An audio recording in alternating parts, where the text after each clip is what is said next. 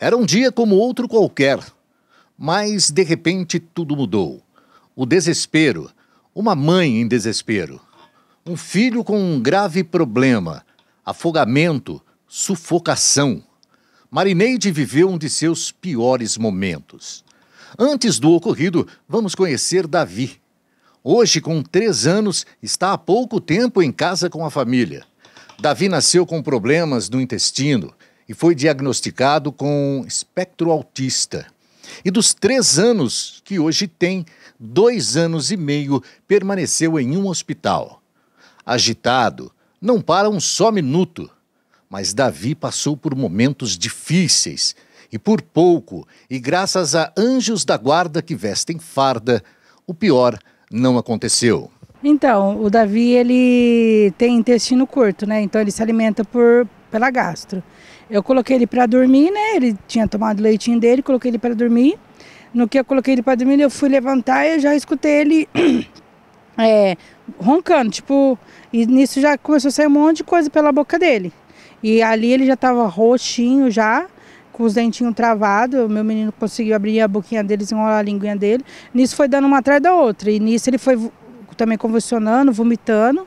Parecia que estava até engasgado, sim.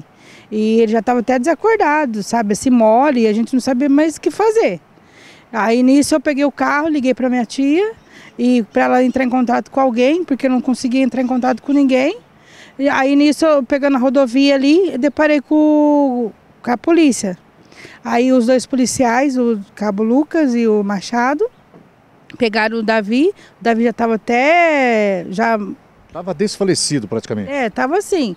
E eu estava em desespero. Aí nisso eles já pegaram o Davi, já começaram os primeiros socorros com o Davi, e já correram para o hospital com ele. Aí eu fui em seguida atrás. E foi um susto assim, nossa, muito grande, muito grande. Ali ele estava na emergência, esperei eles fazer os primeiros socorros nele. E aí nisso ele depois que o Davi estava melhorzinho, aí já me encaminharam lá para dentro para ver o Davi.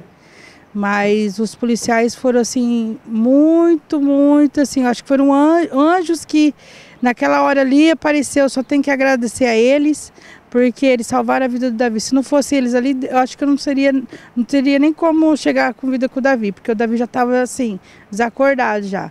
E eu em desespero, não sabia mais o que fazer. Então eu só tenho que agradecer a eles, porque eles salvaram a vida do Davi, o Cabo Lucas e o Cabo Machado. Só tenho que agradecer muito, muito, muito a eles, que eles foram um anjo na vida do Davi. Dados da Sociedade de Pediatria Brasileira mostram que 15 bebês morrem por dia no Brasil em consequência deste tipo de acidente doméstico. A sufocação ou engasgamento ocupa o 3º lugar no ranking de morte de crianças em nosso país. Para falar mais sobre esse tipo de acidente doméstico, nós conversamos com o médico pediatra Dr. Luiz Carlos da Silveira. Ele começou falando sobre engasgamento, deu dicas importantes para os pais e mostrou o que se deve e o que não se deve fazer quando esse tipo de acidente doméstico acontece. Isso é uma ocorrência relativamente comum e grave, né? E os pais, normalmente, que estão do lado, é que devem ser orientados de como proceder para salvar a vida dessas crianças, né? Existem casos leves que, às vezes, as pessoas se desesperam e não têm necessidade, como existem casos assim, importantes e que a atuação do adulto é muito importante naquele momento ali. Como diferenciar o engasgo grave de um mais leve? Pelo aspecto da criança. Por exemplo, às vezes acontece da gente estar no pronto-socorro e a família vem desesperada porque o neném de dias, né, menos de um mês, neném que saiu da maternidade, e ele engasga um pouco. E a família sai correndo, sabe, sem fazer nenhuma atitude, ou às vezes atitudes erradas, que a gente pode citar, o que não deve ser feito. E aí chega no pronto-socorro, o neném até já desengasgou e está tudo bem. Então esse é um engasgo leve, que você poderia muito bem tomar uma atitude ali mais calma e resolver o problema. O engasgo grave, doutor, qual o procedimento que os pais podem tomar no engasgo, que demora um pouco mais de tempo, o engasgo considerado mais grave?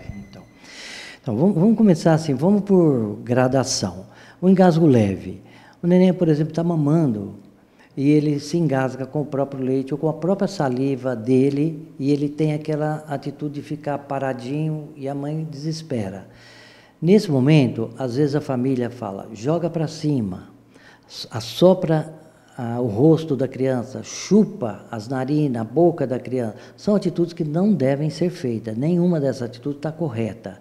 Se o teu neném está com engasgo leve, que é por líquido principalmente, né, que ele está mamando, você tem que ter calma. Eu tenho até um boneco aqui que eu uso como demonstração. A mãe está amamentando essa criança, dando água para essa criança, dando sopa para essa criança, um líquido qualquer. E o neném engasga, ele faz aquela sensação de engasgo, aquela manifestação de estar engasgado, tal. Fica um pouquinho arroxeado. O que a mãe deve fazer imediatamente, que é ela que está ali? Ela tem que pegar o seu filho, virar ele de barriga para baixo, tá? Com a cabeça mais abaixada, vou ficar em pé que acho que facilita, com a cabeça mais abaixo do que o corpo e com manobras leves de apertar o dorso da criança.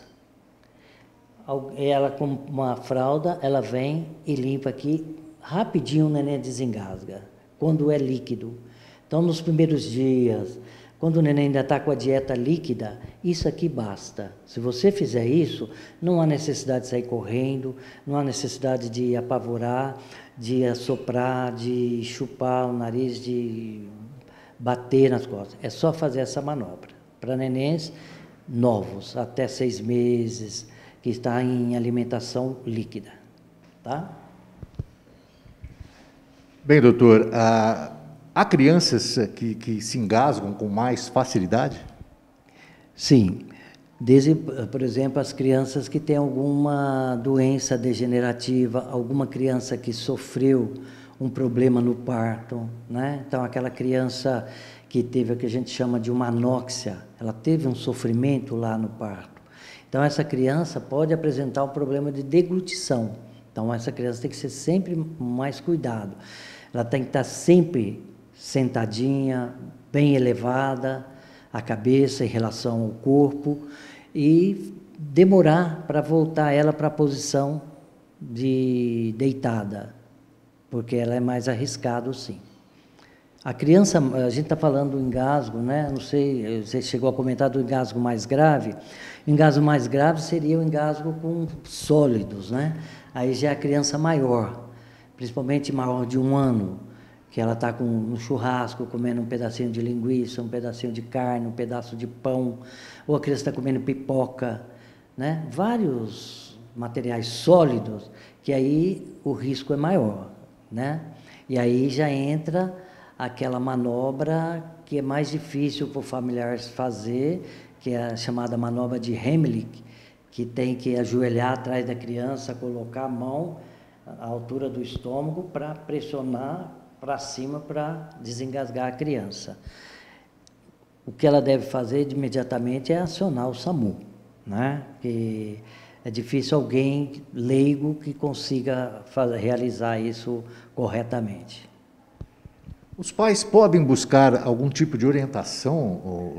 Com quem seria esse tipo de orientação se ele, por exemplo, tem uma criança que se engasga facilmente? Não, essa criança tem que estar sendo orientada pelo pediatra, né? O pediatra que tem que estar presente e alertando a família dos riscos, sempre quando for as fases, a introdução alimentar, o tipo de alimento. Então, o pediatra já olha, cuidado a partir de agora. Qualquer suspeita, o neném está engasgando, está com dificuldade, volta para a fase anterior, não aumenta a consistência do alimento, não vai dar alimento sólido, parte o alimento em pedaços bem pequenininhos. Você vai tendo que ter esse cuidado, lentamente, até perceber que há um amadurecimento dessa criança, que ela suporte ingerir partículas maiores. Bem, nós tivemos recentemente em Matão 2 casos em que crianças, né, passaram por esse problema de engasgo.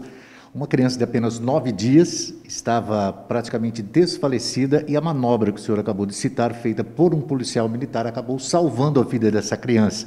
O mesmo acontecendo com uma criança com necessidades especiais. Né? Então, é muito importante que se peça socorro nesses casos urgentemente, quanto antes melhor. Sim, é imediato.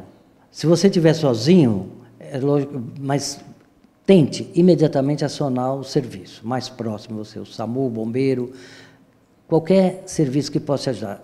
Tendo alguém toma conta da criança, tenta fazer a manobra e imediatamente alguém está ligando para acionar o serviço especializado. Essa que tem que ser a atitude. Nunca esperar por si e tentar ir até o pronto-socorro, que nisso você pode perder muito tempo. Doutor, para finalizar, é muito difícil para os pais passar por uma situação dessa, mas é um momento em que a calma também pode ajudar muito. Isso é fundamental. Não adianta o desespero. Eu sei que a gente diz isso porque a gente está no ramo, a gente acostumou, para a gente é mais fácil, a gente entra na situação do pai, da mãe, e a gente sabe que é muito angustiante essa situação. Mas, por mais angustiante que ela seja, mantenha a calma.